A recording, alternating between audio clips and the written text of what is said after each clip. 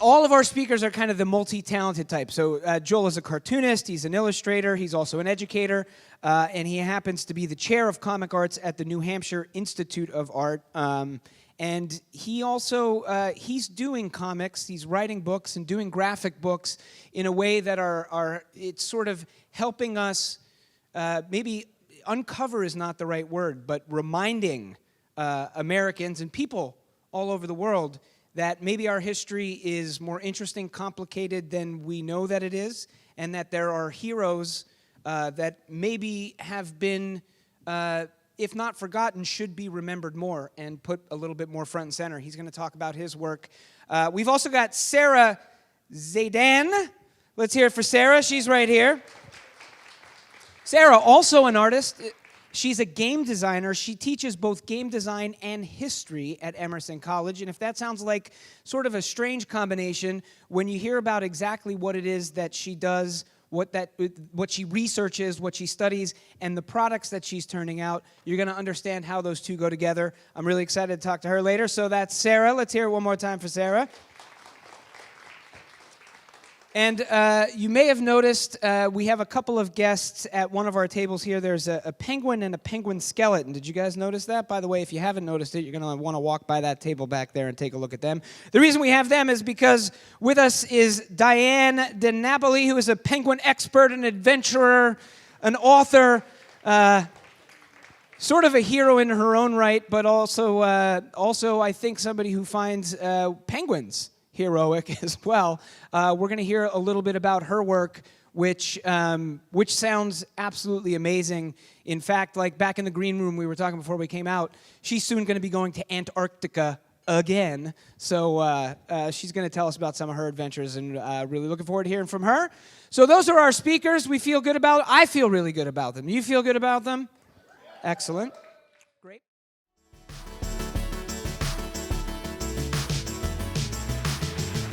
So my name is Christian Gill, and I am a cartoonist who's trying to save the world. That's my tagline. And I'm going to talk to you a little bit about my work and about heroes and interventions.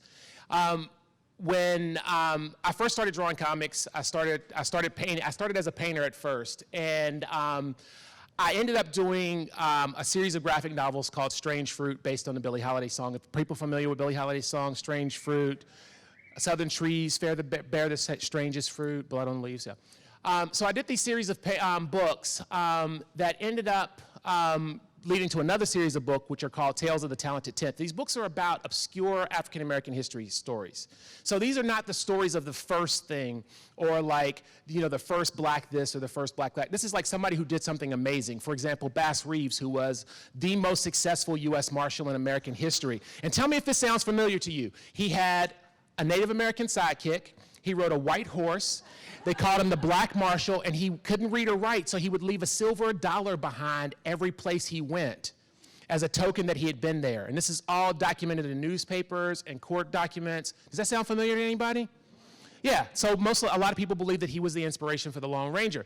And I did a book about Bessie Stringfield, who was a 5'2" black woman who in the 1930s and 40s rode a motorcycle all over the United States. She was one of the first women to ride a motorcycle 8 times over the United States. So not just a woman riding a motorcycle in the 1930s and 40s, a black woman who, like, America was inhospitable for her as a black woman riding. And so she did this all throughout the United States.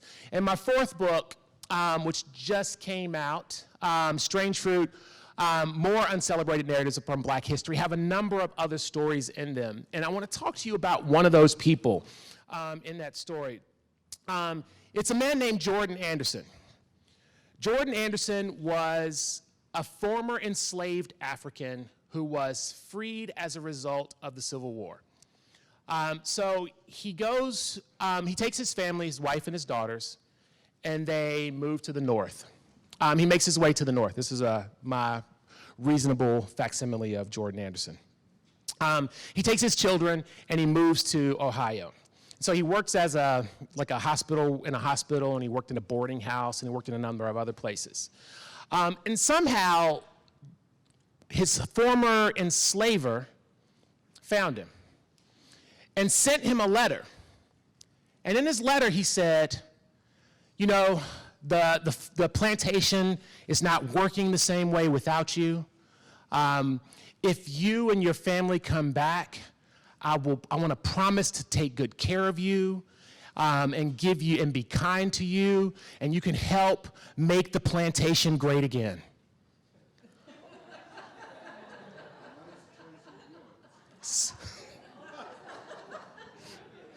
So what Jordan Anderson did is what a lot of us don't do, which is confront the elephant in the room. And when I say confront, you all familiar with the idea of the elephant in the room, right? So Jordan Anderson confronted the elephant in the room. Not this elephant. This is the elephant that I'm looking for. So when Jordan Anderson confronted the elephant in the room, and that's when we make the tough decision to actually stand up to something that's difficult. Right? So we have a conversation with a family member. You have, if you think about the idea of sharpening a knife, how many people sharpen knives on butter? Raise your hand if you sharpen knives on butter. Nobody, right? No one sharpens a knife on butter. We sharpen a knife against something harder, so you need that resistance. And so what Jordan Anderson does is confront the elephant in the room in ways that we don't do it every day in our lives. And I'll give you an example. About 3 weeks ago, my nephew died of a suspected drug overdose. I wasn't close to my nephew, but everyone in my family knew that he was on drugs. Everyone knew. You can see it in social media, you could see it when you met with him, everybody knew he was on drugs. And nobody in my family had the courage of our convictions to go and talk to Eric and say, you have a problem. And so the only thing that I can do now is raise a toast to a ship that never sailed, because that's the only thing that I have left. But Jordan Anderson didn't do that. Jordan Anderson decided to write back to his former enslaver, and he said, when the enslaved were in the South at your plantation, there was never any payday. When girls were left alone, there was never any safety. There was never any days off for us. There was never a time in which my children could learn. Now, they call us Mr. and Mrs. Anderson, because in the South, it wasn't okay to call a black person that you respected Mr. or Mrs., because that was too close to equality. So they called them aunt and uncle, or gal and boy. He said, they tip my hat to me and they say, Mr. Anderson. The teacher says that my son might actually be a minister or a teacher one day, that he's smart. And my girls can walk the streets in safety without the ravages of those young slave masters, those young enslavers raping and abusing them. So this is what I'll do. If you send me $11,680, I will be happy to come back and consider to work for you. And $11,680 is what I think you owe me for what I've already done, minus 2 doctor's appointments, some clothes, and some food. As far as we know, Jordan Anderson never heard back from his slave master. And then we know that Jordan Anderson lived his entire life, for the rest of his life in Ohio. His descendants are probably still there. But what he did was, he confronted a problem head on in a way that I didn't do with my family, and in a way a lot of us choose not to. He was a hero. So what do heroes do? Heroes make interventions. They go into a room, and you've seen the trope on television. We're going to have an intervention for Uncle Steve. Or Steve is having a problem. He's an alcoholic. He's this or that, right? You've all seen that. And we all need to have an intervention in order to make the world a better place. We need to take our uncle into the living room and sit him down. And we need to say, Uncle Sam, you've got a problem. And your problem is institutional racism. It's a prison industrial complex that locks people up. It's the school to prison pipeline. It's the understanding that women are still paid a third less than men. It is the understanding that LGBTQIA plus people can't hold hands outside, and they're still under attack. So we need to tell them that. And what you get normally when you tell people that is you get him and hawing, right? You know, I'm not racist. Some of my best friends are black. Some of my best friends are white. But in order to drive a car, in order to drive a car or benefit from driving a car, you don't have to know how the engine works. You don't know how to have built it. In order to watch cat videos on YouTube, how many of you have to know how the internet works? When you watch the Golden Girls Marathon on Saturdays, you don't have to know how Netflix does what they do. You can just watch Blanche is hilarious. In the same way that you don't have to understand how racism, you don't have to have built racism. You don't have to have, participated in it. You don't have to be wearing a pointy hat, burning crosses, or khaki pants and tiki torches. You don't have to do any of that in order to benefit from racism. But you need to stand up to it. You need to stand up, because until we stand up, what Alcoholics Anonymous has taught everybody is that the first step is admitting you have a problem. And we won't admit it, because so many of us are afraid to confront the elephant in the room, is that we built a system of racism and we just put it in play. It's like building an engine for a car. You don't have to check on it all the time. If you're an engineer, you don't have to check on it all the time. It just runs. That's what it's supposed to do. So I'm going to leave you with this. Confront the elephant in the room. Because when we confront that elephant in the room and we talk about this in a real way with your neighbors, with that racist uncle at Thanksgiving, all of those people, when you confront it in a real way, the question I want you to ask them is what law stopped racism? It wasn't the 13th Amendment, because that thing is a joke, right? It wasn't women's rights. It wasn't 5 years ago. It wasn't any time. There's nothing that stopped it. So why are black people less than 20% of the population, but 40% of prison population? Why is it more likely that a black man will get the death penalty for the exact same crime and a white man will get life in prison? So those things that's out there somewhere is empirical evidence that we have a problem. So confront those people. Be that hero. Make those hard choices that heroes make. And say something. Unless you want to be that person like me who can only drink a toast to the ship that never sailed. Thank you. Joel, Christian Gill, let's hear it for him.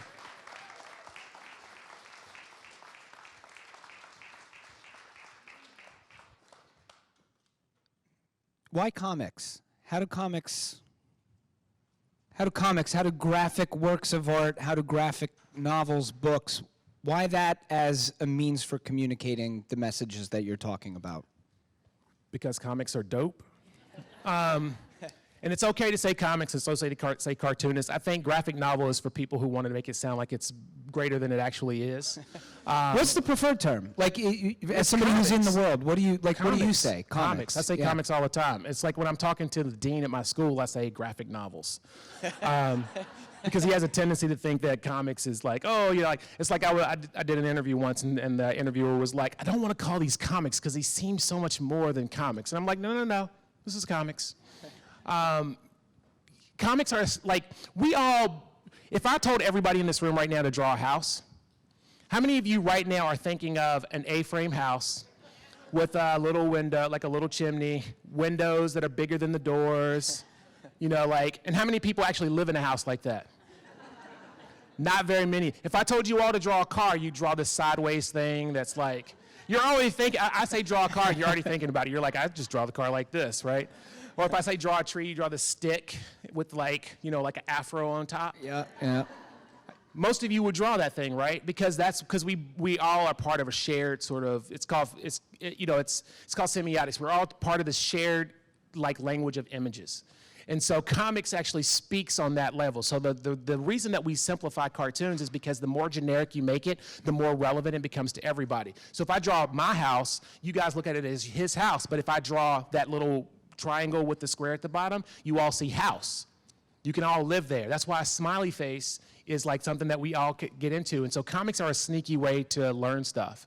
And so it's a sneaky way to teach things to a lot of different people. And for all of you people that are out there thinking comics are about superheroes, I don't draw comics about superheroes. I mean, I love superheroes and I like grew up doing that, but that's not what I do. So comics are about, just like as an example, I have a student who's creating a Latinx lesbian vampire story right now. And I have a student who is creating a black space cowboy. Like, these are not superheroes. And I have somebody else who's doing a memoir. Like, so comics should be looked at as not a genre, but as a medium. It's kind of like, the way I would describe it to my students, which is always really funny, but think of a pitcher, right? A pitcher holds liquid. Now, if I put Kool-Aid in that pitcher, then it's a pitcher of Kool-Aid. But if I pour it out and put wine in it, who would call that Kool-Aid? That's the same thing about comics. It's not the same thing. It's just like the medium is something it's holding, but it's like, it's a similar thing. It's got all of the same things, but it's not necessarily the same. Like, I don't draw superheroes, so it's not that. So it's like trying to reach people and talk to them and communicate to them on a level that people don't understand. Like, we all understand it's a universal language. Yeah. So how, where, was there like a moment, or was it a long process for you kind of going from like, all right, like I'm an illustrator, I can draw, I like this medium, sort of, as you say, and then sort of going like, here's this whole sort of other thing I'm interested in, history, like, social movements, and like how did they sort of find their way together? It was by accident. I was trying to make paintings that made people cry. No, you can't skip. Why were you trying to make paintings that made people cry? Okay, so I went to the Hirshhorn. This is really all right. So I went to the Hirshhorn Museum and Sculpture Garden when I was in undergrad, and I was painting. I went to college because I wanted to draw comics, but I ended up in painting, and there was this Lucian Freud painting. Anybody familiar with Lucian Freud? He's a British painter. They're really amazing paintings if you ever get a chance, but he did these paintings about this guy named Ed, who was this overweight dancer who was dying of AIDS, and there was a painting that was probably about half the size of the screen on one wall. It was a nude man. It was a penis like this big on there, like right here at eye level, and it was like, you want to get close to it because the painting, paintings are like that. You want to get close to them, but it's like the penis is going to get me.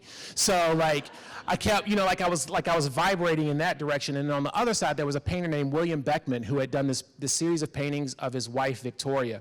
And it was about 8 in the series. And she thought the paintings were really important. But she also hated him at the time because they were going through a divorce. And it was a nude painting of this woman who was just standing there with her like this, and she was nude, and it was just like confrontational. So it was like this nude woman. It was another painting I just wanted to get close to, but that woman was gonna fuck me up, sorry. To beep that. So caught between a rock and a hard place. Yes, I was vibrating. So I'm like vibrating in between these two paintings of this woman, and it was absolutely amazing. And I wanted to make paintings like that. And so I tried to do that, and I was failing until I did the comic, until a friend of mine told me that my paintings were failing to tell stories.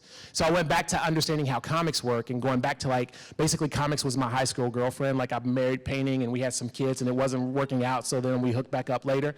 So I went back to comics, and in my first book tour, and I was thinking comics are just like this is fun, this is great, these stories are interesting. And this guy came up to me in Maine, and he had tears in his eyes, and he was crying, and he says, "Thank you for telling these stories." And so like, that's not something that you hear people say, like, you draw well, I like the way you draw, hey, I like your color's really fantastic, but what you don't always hear is thank you, with like tears in your eyes, like emotional. And I'm like, that's what I'm gonna do. Like, this is it. Like, this is sharing stories is the thing that I'm gonna do. That's awesome. Before I let you go, I'm going to ask all of our speakers this tonight. Who's your personal hero? Jay-Z. Jay-Z. Wow. Fascinating. I mean, yeah, Jay-Z's up there, but like. Do you have one? Is there somebody that you think of James as Baldwin? Your hero? James Baldwin. Yeah. I think James Baldwin. If you read James Baldwin's books now, and you just take out a little bit of the antiquated language, like instead of saying African American, he says Negro. It sounds like he's writing about today. It's like, it's just this amazing thing. And I think and it's, if you haven't seen the documentary, I Am Not Your Negro, like, watch that video, watch it. James Baldwin was brilliant. And like I actually have a tattoo of James Baldwin on my arm. Wow. So James Baldwin said, to be black and relatively conscious in America is to be in a constant state of anger. And he's absolutely right. If I watched TV and watched all the stuff that I did, that I would be angry all the time. But he's absolutely brilliant in the way he's like thinking about the world in which we live in. So, and it was like, and that was the 1940s and 50s. So he's talking about 1940s and 50s, but everything he says is relevant right now. Joel Christian Gill, everybody. Excellent. All right, so we're going to welcome up our next speaker to the stage here. Again, multi-talented in the world of like illustrating and also educating and also a little bit of history. And then on top of that, game design, which I'm really interested in. So please welcome to the stage, Dr. Sara Zaidan.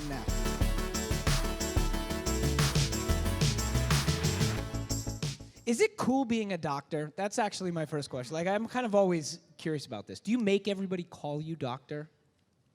Yes.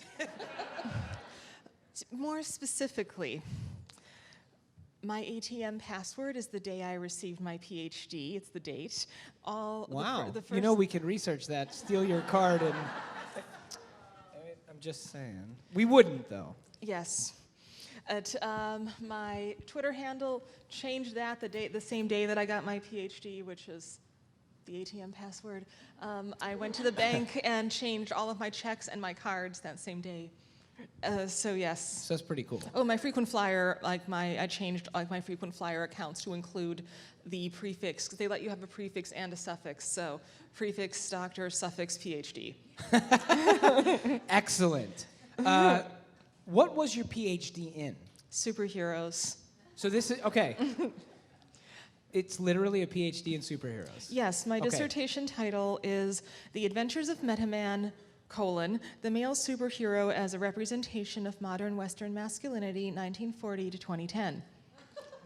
The diploma, like besides, and the field is art history and visual and material culture.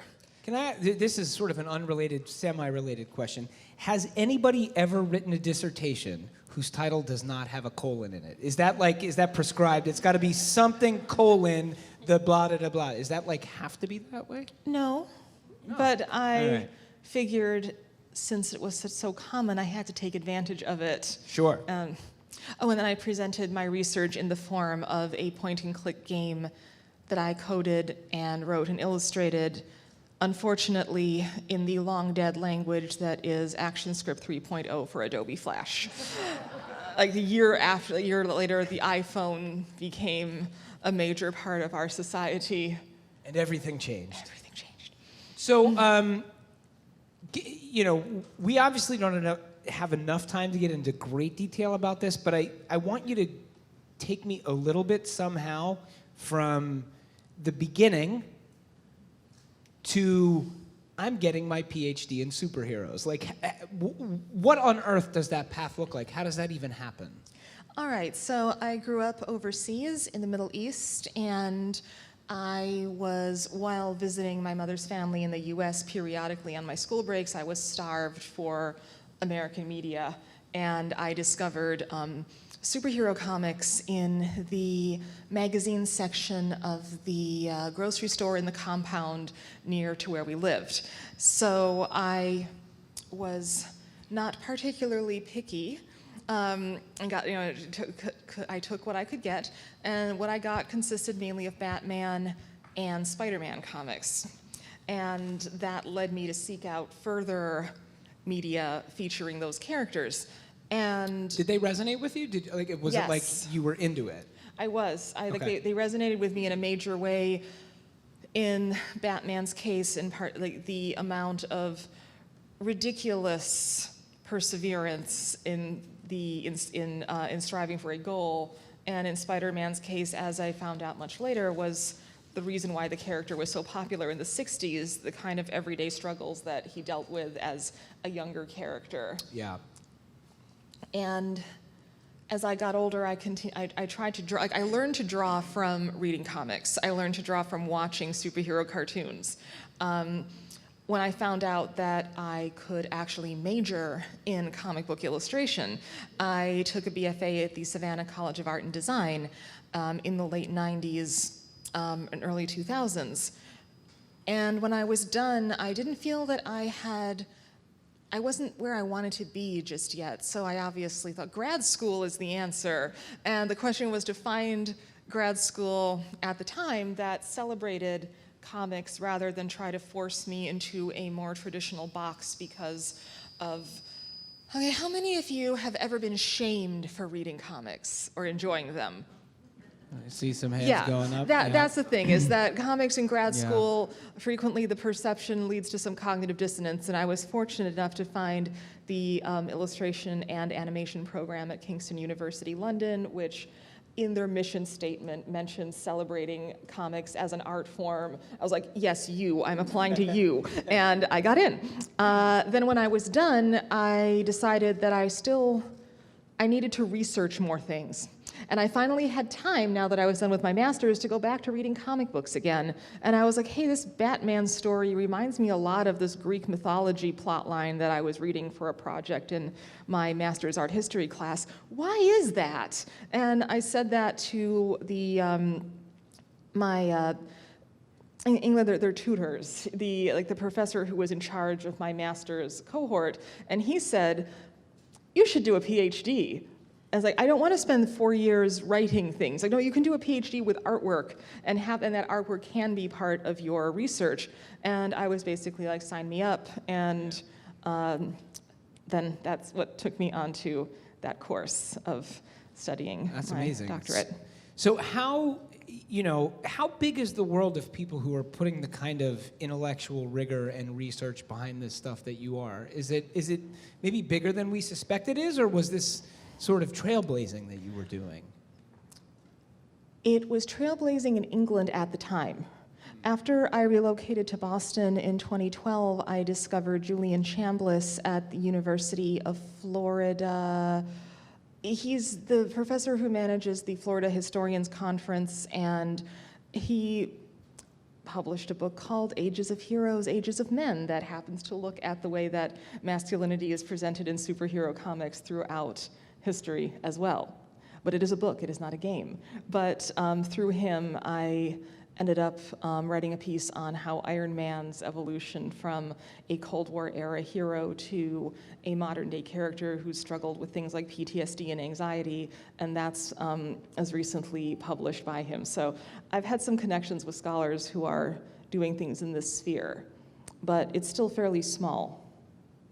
Yeah, it's fascinating. So where does the layer of the sort of game design come into this, right? So I think I kind of have my head around now how you kind of ended up with comics, sort of rigorous research around comics, but then there's this whole other layer now, which is like game. Yes.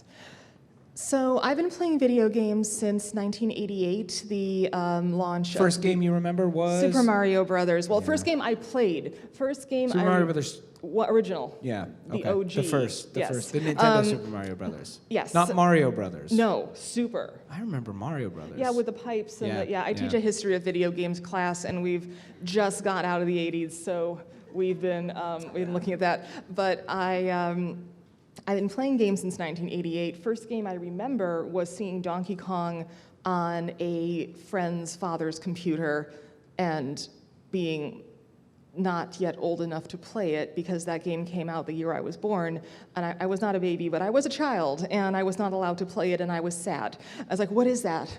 I want more of this. Nintendo Entertainment System, and I continued playing video games. Like, I never stopped.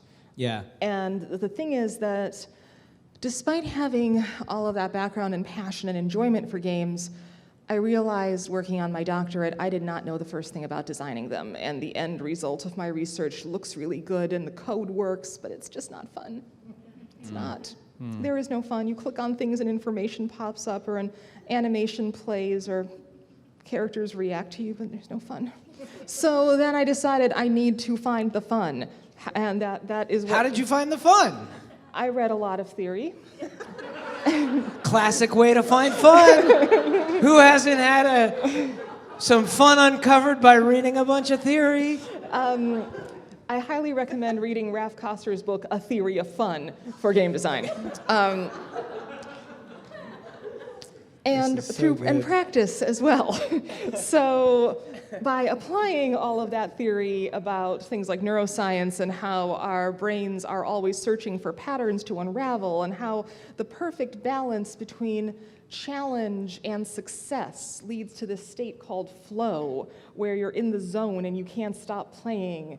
And it's like, This is like being hooked on the game kind of Yes. thing. I gotcha. it's called flow theory. It's called flow theory. Yes, it is. Wow.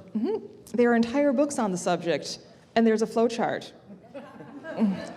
Perfect. So that's what happened. That's amazing. So let's talk a little bit. We talked briefly about this in the green room before we came out.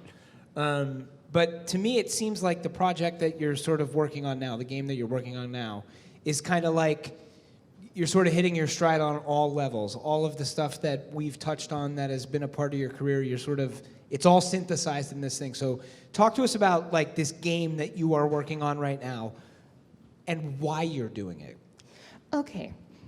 I have more reasons than just because my PhD research wasn't fun and I didn't feel right putting it out into the world in that state. And I have much more complicated reasons than that.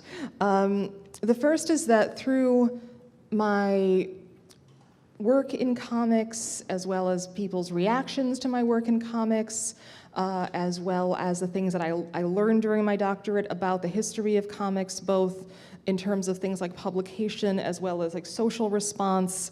And then when I started getting more into game design academically and started learning about the history of video games, I realized that both of these media forms have some significant amounts of overlap.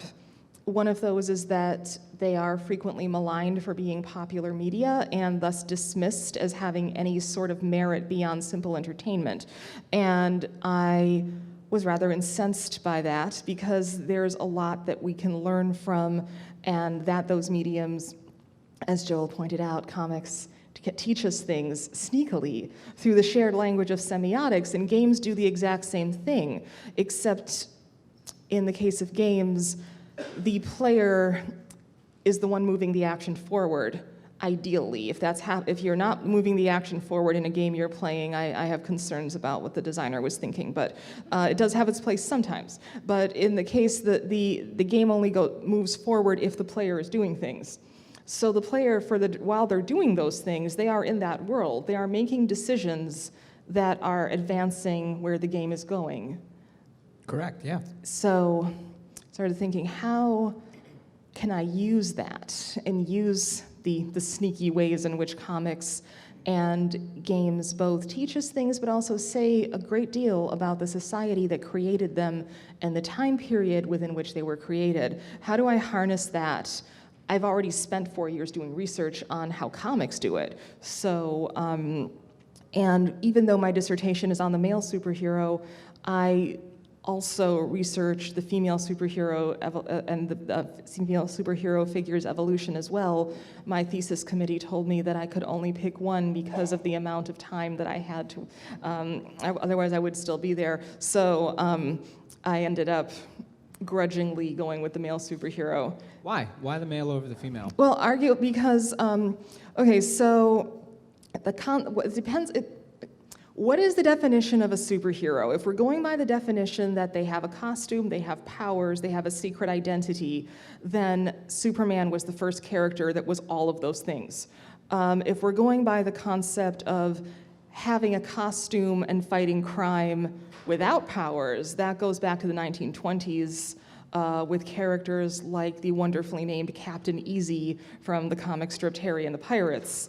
Or as we get into the 30s and 40s, Will Eisner's character, the Spirit, who was a police detective who everyone thinks has died, but he's really alive and he fights crime with a mask on and no one knows it's really that police officer that everyone thinks had died. So it's a natural progression of where adventure-themed comic strips were going that you'd end up with a character like Superman, and because the popularity of that character, everyone tried copying him. And then World War II happened, and that is a period where it's often referred to by historians and fans alike as the golden age of comics, because was it 200 million superhero comics were being sold a month or something. 200 million? Something, yeah, and they were being shipped overseas to soldiers who were fighting in the war as well, so they couldn't print these things fast enough. And there was just this massive rush of characters who usually had some sort of patriotic theme. But arguably, Superman is the first character to sort of tick all the boxes of what a superhero is. And Wonder Woman is not the first female superhero, by the way. So who is? Tell us. The Black Cat, who later was named Miss Fury. She's in the comic book historian Trina, or her historian, as I think she would prefer to be called. She'll probably find me on social media, be cross with me for calling her a historian. Trina Robbins, who is a phenomenal scholar and artist, has a collected edition of Miss Fury's adventures that have been reprinted from the original comic strips, and notable because the creator of the character, Tarpey Mills, was a woman, and a very fashionable one at that, and also used her own knowledge of things that were on trend in terms of fashions and things like that to make her world seem more real and more relatable to readers as well. Okay, so we're running out of time. Yes. Give me the short version of what's going on with this game project that you're working on, so we know. And keep in mind, if you want to hear more from Sara, find her in the crowd. But give me the overview. What's going on? You can fight Nazis. You can fight Nazis. That's great. But you're in the game I'm working on. You are playing a contemporary female superhero from the time period that we are in now. She is the mentee or protege of sort of her world's version of Superman, who is Meta-Man from my thesis. He is that I've created this whole fictional mythology for the character, and she's not really sure why she ended up kind of inheriting his mantle and his powers, but she's juggling that with grad school the best she can. And for various plot reasons, she ends up in 1942, and that's where the fighting Nazis happens. Very but cool. It's one of those storylines where getting sent back in time to prevent a catastrophe from happening in the future, and I'm designing all, my plan is that eventually I will have a level representing every decade in the history of superhero comics. So 1942, then I'll move on to the 50s and 60s and 70s and 80s and so on. But the thing that I'm doing is having all of the level design and artwork resemble comics of the period that level takes place in, except for the heroine, the main character, who is drawn in the style of modern comics because that's where she's from. Yeah. Except when people look at her in each era, they don't see her as she actually authentically looks. They see her the way that female superheroes are presented in every era. So we see in her a representation of what sort of would have been seen in that era. Yes, and what would have been considered the ideal depiction of feminine heroism. Yeah. And the player can choose their responses in this world. I am giving the option of multiple branching dialogue options, and that has an impact on the story. So that way I'm trying to bring players into that world and give them a feeling of ownership over the way that their story plays out. When is this game going to come out? When can we play it? I would love to be able to answer that question myself. You're working on it. I'm working on it because I am doing all the character artwork myself. I'm working with a lovely team of independent developers as well as current Northeastern University students. But I'm doing all the character artwork, and I'm animating them all by hand in two-dimensional animation. I'm putting my master's degree to work, finally, but it's time-consuming. Before I let you go, Sara, personal hero, who would you say? That is a very challenging question to answer.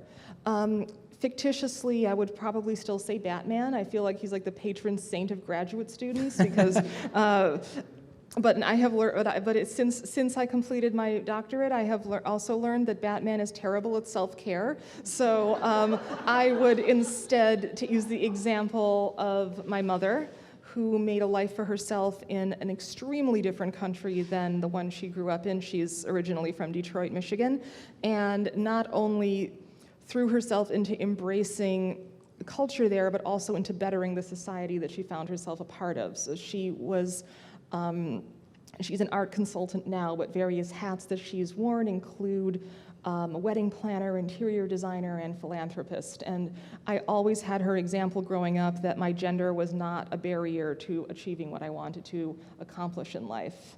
And she's always been a tireless supporter of my education and my work. And during grad school, decided she would be my momager and look up conferences that I could apply to, and then go over all of my materials and edit them to make sure that I wasn't being too self-effacing. So, That's a pretty good hero. Sara Zaidan, Dr. Sara Zaidan, PhD. Thank you. All right, we've got one more speaker. Who likes penguins? Who's gone to the table and actually touched and petted the penguin? If you haven't, please do that before you leave. Do it gently. Yeah, first of all, do it gently. Second of all, it's surprisingly delightful. So our final speaker sort of just sounds like an incredible, adventurous life that you lead, and has been heroic in many ways. She's an author, she's a speaker, she's a penguin expert, and has gone on a real-life rescue adventure as a hero herself. Please welcome to the stage, Dyan DiNapoli.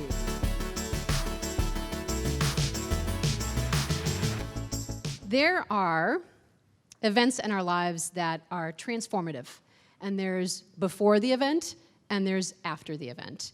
And somewhere in between the two, everything shifts, and nothing is ever quite the same again afterwards. And so the event that shifted everything for me took place 18 years ago in a country halfway around the world. It was June of 2000, and a ship named the Treasure had sunk off the coast of Cape Town, South Africa. And as she sank, 20,000 African penguins were covered with oil. And over the next few weeks, SANCOB, which is the local rescue center in Cape Town, rescued those birds and brought them to the center to be cared for.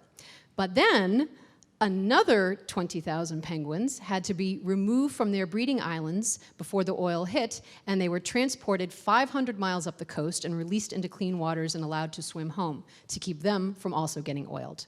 Now, I served as a volunteer or as a manager during this rescue. I was actually a member of the first team of penguin experts to fly to Cape Town from the United States to help manage the rehabilitation of the oiled birds. And at the time, I was working at the New England Aquarium in Boston. I was a penguin aquarist there. And a few days after the ship sank, we received a phone call from SANCOB. And they were saying, please, oh, please, please, please, please come to Cape Town and help us. And they were calling zoos and aquariums all around the world. And so 2 days later, we were on a plane headed for South Africa. Now, what we didn't know at the time, and what no one knew yet, is that this was actually shaping up to be not only the largest penguin rescue in history, but the largest animal rescue ever attempted. And just 6 years earlier, a similar oil spill in Cape Town had oiled half as many penguins, and half of those penguins had died. So we didn't know if what we were attempting was even humanly possible. Like, the odds were so totally against it. So the day after we arrived in Cape Town, my colleague and I from the New England Aquarium were put in charge of running room 2. This is just part of room 2. Yeah, wow. 2 days earlier, we had had 65 penguins under our care, and now we had more than 4,000 oiled birds to care for. So I am not exaggerating even the tiniest little bit when I tell you that this was truly the most overwhelming and most terrifying moment of my entire life. And I clearly remember thinking, I cannot handle this. I don't know what the hell I'm doing. And really, nobody knew exactly what they were doing because no one had ever attempted a rescue of this size before. But we worked very closely with the rescue directors. We put systems into place. We ironed out the kinks. And by the end of this rescue, 3 months later, 95% of those 40,000 penguins were released back into the wild. Woohoo, yeah. Thank you. Woohoo is right. It was basically a miracle, like against all odds. Nobody thought this could work. So this actually changed everything for me, both personally and professionally. Personally, it forever changed the way I saw myself, because everything about this rescue was so incredibly grueling, and there really aren't words to properly describe just how stressful and exhausting and intense it was. And it was by far the hardest thing I'd ever done. But we did it, and we even did it well. And so I learned in those rescue centers that I'm actually capable of handling way more than I ever dreamed possible. And that left me with this unshakable belief in myself and newfound confidence in my abilities. So it was really an amazing thing, and I realized, like, if I can do that, I can do anything, like, bring it on, because nothing could be this hard again. And professionally, it changed everything as well.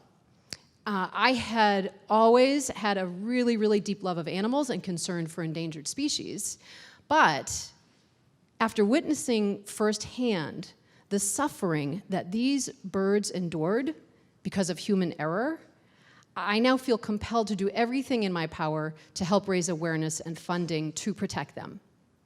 And this mission is rather urgent, because today 13 of the 18 penguin species on Earth are listed as threatened, near threatened, or endangered. And their populations are actually crashing at an alarming rate. And this is all because of human disturbance. And the top two threats are global warming and overfishing of their food sources. So to address these issues, when I left the aquarium at the end of '04, I founded my educational company, The Penguin Lady, and I now travel all around the world teaching kids and adults all about penguins, and I donate 20% of the proceeds from every appearance and from my book, The Great Penguin Rescue, to penguin conservation groups. And I felt compelled to write this book because I just felt it was a story that had to be shared with the world. And luckily, Simon & Schuster agreed with me. Yay! And so this is me with my dad at my book launch party. Yeah, it was really kind of special, thank you. Because he had late-stage Alzheimer's at this point, and he really, wasn't aware usually of what was going on, but he was having a good day, and he seemed to get it. Ooh, getting emotional. So, yeah, it was really special for him to be there. And so writing this book, though, it opened all these doors that I couldn't really have predicted. And so there was a Globe article written about it, and that led to an invitation to speak at TEDx Boston. And then that talk went onto the main TED website. And because of that, TED-Ed, which is the educational branch of TED, invited me to write and narrate a video about penguin conservation for kids, which was pretty cool and fun project to work on. And then I spoke at 3 other TEDx events. And so I am so incredibly grateful for the TED platform, because it has allowed me to reach nearly 1 million people around the world with my message about protecting penguins and their habitats. But in addition to the penguins, there's also a really remarkable group of people that I feel it's important to raise awareness about. And that is the volunteers who came out in droves to help us. All 12,500 of them. Now I want you to take just a minute and try to picture what 12,500 people actually looks like. So who here has been to the Boston Garden, TD Garden? Like everyone, right? Yeah, of course. We've all been to the garden. So this is the garden, and at sporting events, the garden holds about 17,000 people. If you put the volunteers from a treasure oil spill in the garden, they would fill 3/4 of that stadium. Now, they weren't all there at the same time. They came in staggered shifts, but they showed up for the penguins in a major way. So they truly are the heroes of the treasure oil spill rescue, because truly, without them, most of those penguins absolutely would have died. They would have died because there were only 140 of us that were penguin experts that went to Cape Town, and we weren't even all there at the same time. It would have been physically impossible for 140 people to save 40,000 penguins. So really, they are the heroes. Now, these volunteers came from every country, every walk of life. They were rich and poor, young and old, black and white. There were blue-collar workers, white-collar workers, students, retirees, housewives, a few celebrities, even the homeless. But despite their many differences, they all had one really important thing in common. They were there because they cared so deeply about these oiled penguins, and they just wanted to do everything that they could to help them. And so those volunteers literally helped us save a species, and that's why they are all my hero. And there are two volunteers I want to tell you just a little bit about, Didi Edish and Louis Koch. Didi began volunteering right after the ship sank, and she actually helped with the construction of this temporary rescue center that was built when it became clear that Sandcob was not going to be large enough at all to handle this onslaught of oiled penguins coming in. And she immediately stood out as being incredibly capable and responsible and dependable, so much so that they actually put her in charge of running a section in one of these rooms in the rescue center. And it was only when she collapsed 6 weeks later from exhaustion and dehydration and was brought to the hospital that we discovered Didi didn't actually meet our age requirement. Our volunteers had to be at least 16 years old. Didi, astonishingly, was only 14 years old.